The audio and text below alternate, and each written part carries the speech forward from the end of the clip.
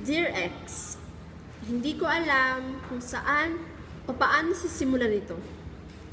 Sa magandang araw, mapayapang umaga, o maligayang gabi sa'yo. Oo nga pala, nalimutan ko na masaya ka na nga pala sa mga panahon na ito.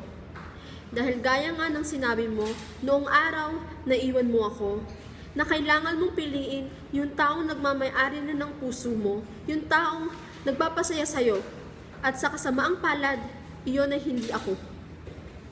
Marami akong gustong sabihin sa'yo na hindi ko nasabi noong magkasama pa tayo. Marami akong gustong gawin na kasama ka na hindi ko nagawa noong tayo pa. Gusto kong sabihin sa'yo kung gaano kita kamahal, ngunit mas gusto kong sabihin sa'yo kung gaano kita kinasusuklaman. Minahal kita sa kung sino at kung ano ka, hindi dahil sa kung ano ang meron ka. Minahal kita na para bang ikaw yung tsinelas ko sa aking mga paa, na hindi ako makakaalis nang wala ka. Na kahit iba't ibang uri man ng sapatos ang suotin ko, ay ikaw at ikaw pa rin ang hahanapin pag uwi ko. Minahal kita na para bang ikaw ang aking kama, na matutulog at magigising na ikaw ang aking kasama. Mahihimbing sa iyong mga bisig at magsisilbing musika ang iyong tinig. Ngunit mahal, mas kinasusuklaman kita sa kung paano mo ako pinaniwala sa iyong mabubulaklak na salita. Pinaniwala mo ako sa mga sinabi mo na I love you, pero sa di pala manggagaling ang mga katagang break na tayo. Hinasusuklaman kita sa kung paano mo ako pinagmukhang tanga na ang buong akala ko ay may tayo pa habang ikaw ay masaya na sa piling ng iba. Sariwa pa sa aking alaala sa kung gaano kalambing ang salitang mahal sa tuwing bibigkasin mo ito. Pero ngayon, hindi mo man lang matandaan ang pangalan ko o kung naging ano ba ako sa'yo.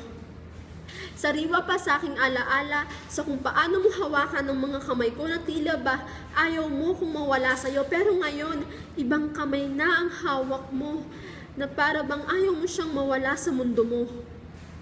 Sariwa pa sa aking alaala sa kung gaano kainit ang mga palad mo sa tuwing humahaplos sa balat ko, ngunit ngayon tila isa ka ng apoy na unti-unting tumutupok sa pagkatao ko at sa pag-asa na pwede pang maging tayo.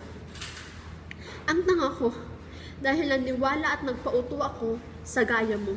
Pero mas tanga ang tulad mo, hindi ko yan nasabi noong magkasama pa tayo. Ang tanga-tanga mo dahil iniwan at sinaktan mo yung taong nagmamahal ng lubos sa'yo.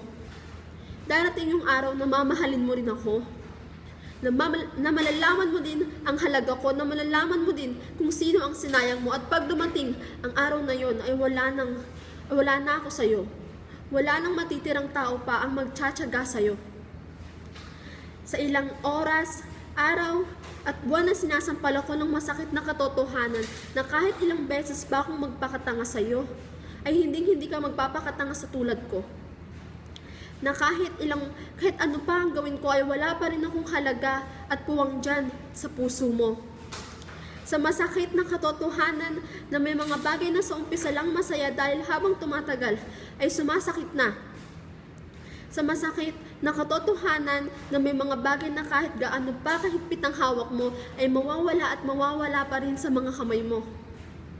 Sa masakit na katotohanan na mahirap lumaban kung wala ka namang dapat ipaglaban, at mahirap lumaban kung wala ka naman ng karapatang lumaban. Ilang buwan na tayong wala, pero ilang buwan na rin akong nangungulila.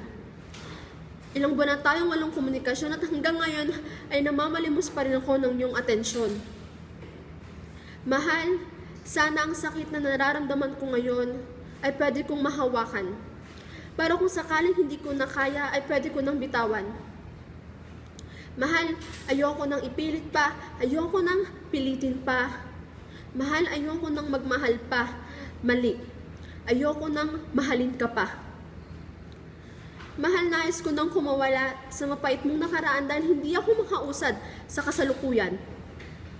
Mahal, nais ko nang pakawalan ka dahil alam kong masaya ka na. At nais ko na rin palayain ang sarili ko dahil sa masyado kong pinaikot ang puso ko dyan sa mapanlinlang mong mundo. Hindi ko man alam kung paano ko ito nagawang simulan. Pero ngayon, malinaw na sa aking isipan kung paano ko ito wawakasan. Sa salitang paalam. Nagmahal at ubos na ako mahal. Your ex.